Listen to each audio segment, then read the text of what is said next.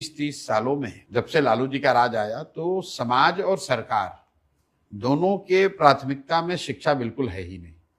सरकारों ने भी न शिक्षा पर ध्यान दिया और धीरे धीरे समाज के प्राथमिकताओं से भी शिक्षा हट गया। आज समाज के लिए मैं बार बार इस बात पर जोर देता हूं, ऐसा नहीं है। कई लोग बताते हैं कि बिहार में शिक्षा की स्थिति इसलिए खराब है क्योंकि स्कूल में खिचड़ी बंट रहा है।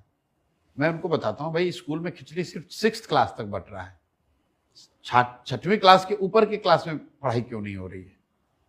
फिर कुछ लोग बताएंगे कि यहाँ पर नियोजित शिक्षक हैं, शिक्षकों की गुणवत्ता खराब है इसलिए शिक्षा व्यवस्था खराब है।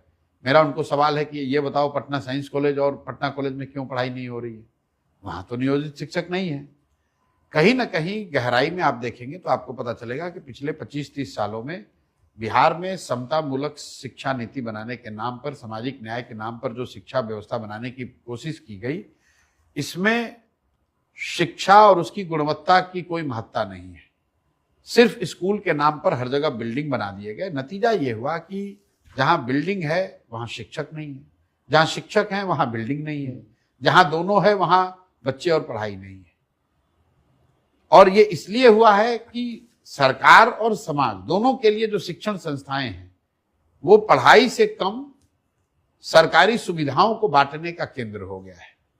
तो अगर किसी गांव में, किसी विद्यालय में पढ़ाई नहीं हो रही है तो लोग शिकायत नहीं कर रहे हैं, लेकिन उसी विद्यालय से अगर साइकिल का पैसा नहीं मिल रहा है तो लोग आकर कह रहे हैं कि हेडमास्टर साइकिल का पैसा नहीं दे रहा है। इसी तरह सरकार भी, शिक्षक अगर नहीं पढ़ा रहा है ये सरकार को मंजूर है, लेकिन शिक्षक ने वहां वोटर लिस्ट नहीं बनाया तो उसका सस्पेंशन हो जाएगा। सरकार भी ये सोचती है कि भाई इतना हजारों करोड़ रुपए हम खर्च कर रहे हैं, मास्टर तो पढ़ा रहा नहीं है, तो चलो इससे कुछ दूसरा ही काम करा लो, इससे स्वच्छता मिशन चलवा लो, इससे वोटर लिस्ट बनवा लो। उन्हीं विद्यालयों में वही शिक्षक जब चुनाव होता है तो काम करते पाए जाते हैं। उन्हीं शिक्षकों को जब पढ़ाई कराना होता है, जब क्लास लेना होता है तो